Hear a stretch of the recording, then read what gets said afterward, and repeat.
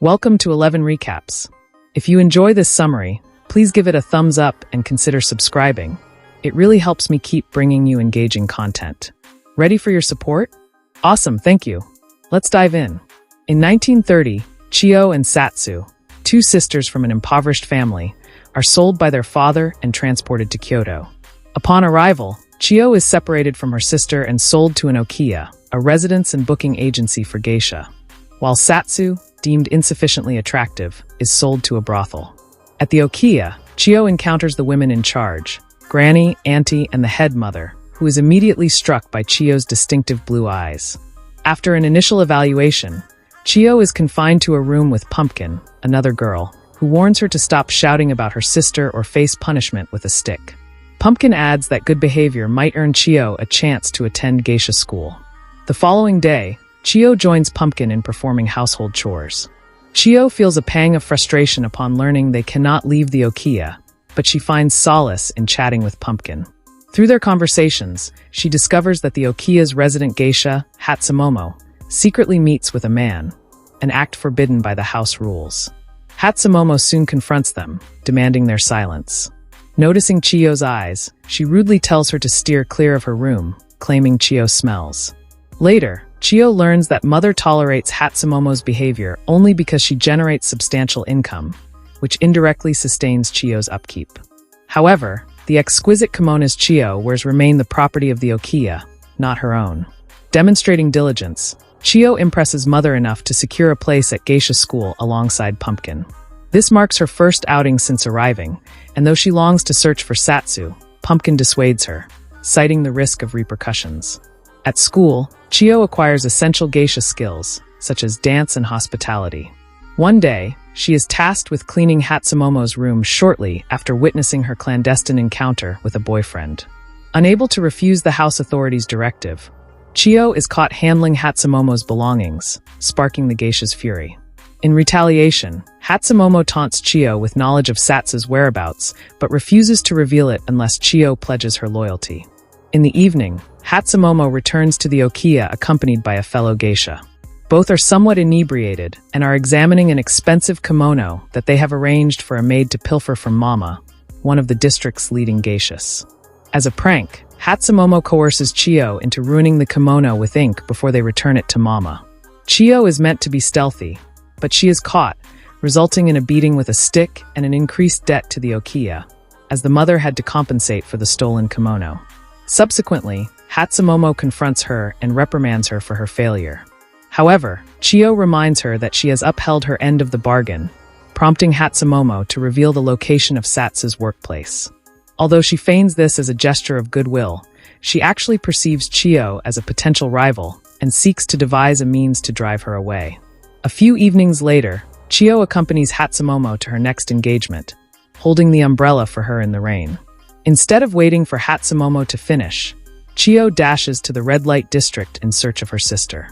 Satsu is delighted to see her and explains that she had visited the okiya looking for Chio but was expelled, to which Chio responds that no one informed her of this. Satsu expresses her desire to escape that very night, but she first needs to acquire some money. They agree to meet the next evening at the bridge, although Chio is uncertain about her ability to attend. Satsu confesses that she has already waited long enough, and if Chio does not appear, she will leave on her own. Chio returns to the okiya and discovers Hatsumomo preoccupied with her clandestine boyfriend. In a hurry to avoid being caught, Hatsumomo sends him away. Despite the commotion, Mother hears the noise and emerges, prompting Hatsumomo to accuse Chio of lying once more. As Mother begins to physically reprimand Chio, she realizes that she no longer owes any loyalty to Hatsumomo and reveals to Mother what she witnessed earlier. Enraged, Mother investigates Hatsumomo's actions and validates Chio's account, leading her to slap Hatsumomo and prohibit her from seeing the boy again, asserting that geishas are not permitted to love freely. Furthermore, she commands that all doors be bolted, ensuring that no one can leave the premises without her knowledge. The following evening, Chio attempts to escape by climbing the rooftops to reunite with her sister, but tragically falls and sustains serious injuries. Satsu manages to escape on her own, and Chio never sees her again. To compound her misfortunes, news arrives of her parents' passing, along with an added doctor's bill that increases her debt. Consequently, Mother decides to cease her investment in Chiyo's geisha training, relegating her to the status of a mere servant to repay the Okiya. One afternoon, while reflecting on her unfortunate circumstances at the bridge, Chiyo is approached by Chairman Ken, who is disheartened to see a young girl in distress. He buys her a shaved ice dessert in an effort to bring a smile to her face. After complimenting her eyes, Ken discreetly gifts her some money wrapped in his handkerchief before departing, and Chiyo notices that he is accompanied by 2 geishas. In that moment, Chiyo discovers a renewed sense of purpose. She vows to become a geisha so that she may one day reunite with Ken. She uses the money he provided at the temple to make a wish and preserves the handkerchief as a cherished memento of their encounter. Years later, Pumpkin makes her debut as a geisha under Hatsumomo's guidance, while Chiyo, now 15, continues her role as a servant within the Okiya. One evening, Chiyo rushes to her friend's dinner party to retrieve an instrument she had forgotten, only to discover that Ken is among the attendees. However, when Ken hears a sound and steps outside to investigate, Chiyo flees, feeling unprepared to confront him. A few days later, Mama arrives at the Okiya to speak with Mother. She observes that with Granny's passing, the need for a servant has diminished, and she expresses her desire to take Chiyo under her guidance. Mama offers to cover Chiyo's expenses until her debut, and if Chiyo fails to repay her debt within 6 months post-debut, Mama promises to compensate Mother twice the amount. Mother is keen to accept this arrangement, but Mama stipulates one condition. Should Chiyo manage to clear her debt within that time frame, Mother will forfeit any claim to her future earnings. The Okiya prepares Chiyo for a return to training, inciting jealousy in Hatsumomo. While Pumpkin remains supportive of Chiyo, Hatsumomo, noticing their camaraderie, strikes Pumpkin and asserts that Chiyo is now her rival. Consequently, Pumpkin ceases to associate with Chiyo. True to her word, Mama takes Chiyo under her wing, imparting all the knowledge necessary to become a geisha. Chiyo also has the opportunity to meet the Baron, who is Mama's personal patron. Fortunately, Mama has forgiven Chiyo for the mishap with her kimono, recognizing it as part of Hatsumomo's manipulations, and treats Chiyo as if she were her sister. The lessons encompass not only the arts but also the proper way to walk and captivate men, among other skills. The most crucial principle, however, is that geishas serve as hosts and entertainers, not courtesans. They do not sell their bodies. Chiyo diligently focuses on her training, eager to master all the nuances. When she is finally prepared, Mama bestows upon her a new name, marking her rebirth as a geisha, Sayuri. Sayuri's debut as a geisha unfolds at a dinner hosted by the Baron for his military friends. Her dance captivates the guests, earning warm applause, but Hatsumomo is present, tossing subtle, biting remarks her way. Undeterred, Sayuri matches her wit with equal sharpness, turning the tables and leaving Hatsumomo humiliated in front of the crowd. Back at the Okiya, tensions boil over. Hatsumomo strikes Sayuri and vows to ruin her. The following day, Mama, the Okiya's matriarch, warns Sayuri that Hatsumomo will spread vicious rumors and attempt to poach her clients. To counter this, Mama devises a plan and takes Sayuri to her first sumo match to entertain Ken, a businessman, and his partner Nobu, the company's powerful head. Sayuri hopes to connect with Ken, but Mama insists she focus on Nobu, the more valuable prospect. Though Nobu typically disdains geishas, Sayuri wins him over with her clever conversation and understated flattery. Their encounter is cut short when Hatsumomo arrives with Pumpkin in tow, prompting Mama and Sayuri to leave before another confrontation can erupt. A few days later, Mama hatches a scheme to undermine Hatsumomo. She instructs Sayuri to stage a minor injury on her leg, using it as an excuse to visit Dr. Crab. Though hesitant, Sayuri complies. When Dr. Crab tends to her, he's enchanted by the glimpse of her bare skin. At another dinner with Ken and his associates, Nobu presents Sayuri with an exquisite comb. Following Mama's earlier instructions, Sayuri discreetly gifts him a small box containing a rice cake. After the event, Mama tells her to deliver another such box to Dr. Crab. Confused, Sayuri presses for an explanation.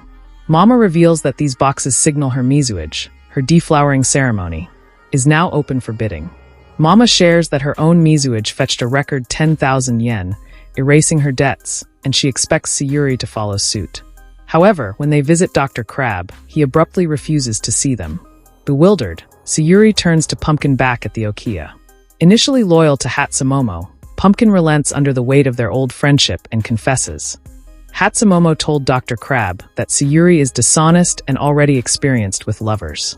Sayuri relays this to Mama, who brushes it off, assuring her there are plenty of other suitors. Mama's next move is to spotlight Sayuri in an upcoming performance, promoting her striking blue eyes with posters across town. This enrages Hatsumomo, who spitefully calls Sayuri by her former name. On the night of the show, the geishas deliver a stunning group dance, followed by Sayuri's solo. Her mesmerizing performance earns a standing ovation from the audience, including Ken, Nobu, and even Dr. Crab. Sayuri's fame soars, and she seizes the moment to give Dr. Crab the rice cake box, persuading him to dismiss Hatsumomo's lies. Her popularity surges, catching the Baron's attention, who demands her presence at his next estate party. Mama hesitates, wary of sending Sayuri unsupervised after past incidents, but the Baron's command leaves no room for refusal. At the party, Sayuri shares a fleeting moment with Ken, learning he owes Nobu his life. Later, the Baron lures her to his kimono collection, a pretext to corner her in a locked room and force her to disrobe. Returning to the Okiya, Sayuri faces Mama's fury. Rumors of the incident have spread, and Mama fears they'll devalue Sayuri's mizuage, rendering her worthless. Hatsumomo gloats, but Sayuri refuses to internalize the shame. That night, Mama stuns her with news. She secured 15,000 yen for Sayuri's mizuage, shattering her own record. This windfall prompts Mama to name Sayuri as the Okiya's heir, crushing Pumpkin, who had long dreamed of the role.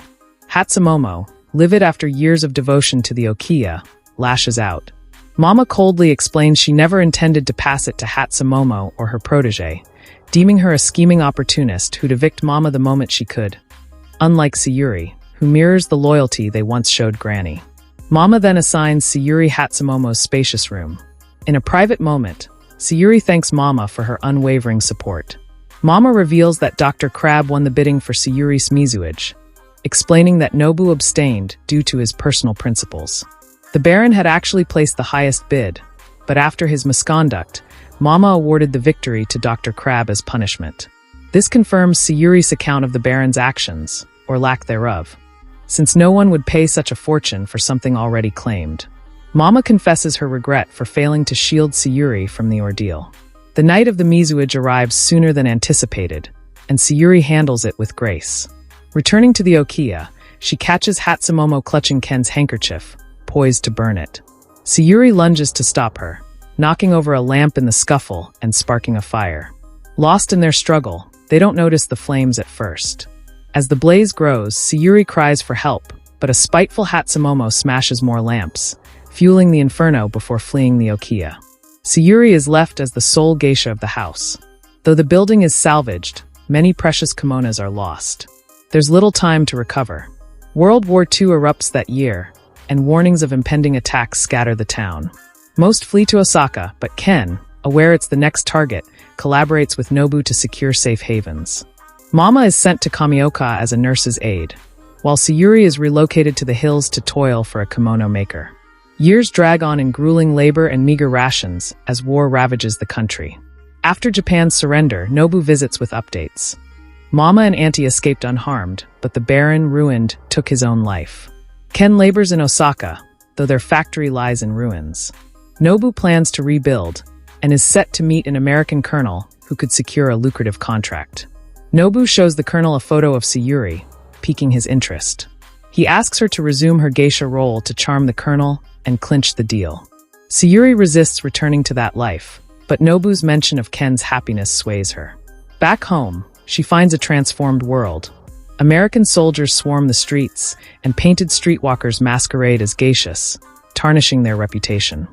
Visiting Mama, Sayuri sees war's toll on her too. Grieving the Baron, whom she secretly loved, Mama sold her kimonos and jewelry to survive, now reduced to renting rooms. At Sayuri's plea, Mama agrees to assist at her next engagement, donning her last kimono, a keepsake from when the Baron became her patron. In town, Sayuri encounters Pumpkin, now an Americanized escort. Sayuri apologizes for usurping the Okiya years ago, but Pumpkin, content with her clientele, harbors no grudge. Mama reopens the Okiya, aiding Sayuri's return to geishahood with their scant resources. At the pivotal business meeting, Sayuri meets Colonel Derricks and reunites with Ken.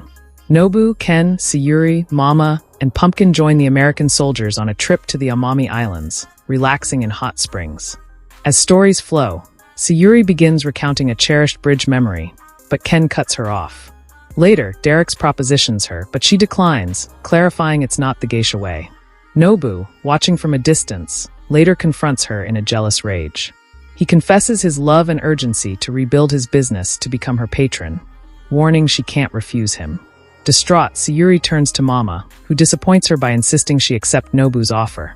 After all, he saved her life, and his kindness exceeds a geisha's typical lot. Unwilling to abandon her feelings for Ken, Sayuri devises a plan to repel Nobu. She enlists Pumpkin to bring him to the garden at 9 p.m. for a surprise. That night, she lures Derricks to her room, intending Nobu to catch them and deem her unworthy. But Pumpkin, seeking vengeance for the Okiya, brings Ken instead. Seeing Sayuri with Derricks, Ken leaves in silence. Pumpkin admits her betrayal, leaving Sayuri devastated. The next morning, she casts Ken's handkerchief into the sea, her hopes sinking with it. Days later, Sayuri resumes her geisha work at the Okiya. A prominent client summons her to a tea house with a patronage offer, and she assumes it's Nobu. To her surprise, Ken awaits her. He reveals he's always recognized her as the girl from the bridge, having orchestrated Mama's mentorship after spotting her watching Pumpkin years ago. Though he's loved her silently, his loyalty to Nobu, who saved his life, kept him quiet. Now, with Nobu disinterested after hearing of Derricks, Ken offers himself as her patron. Sayuri accepts, and their kiss seals a new beginning. Thank you for watching.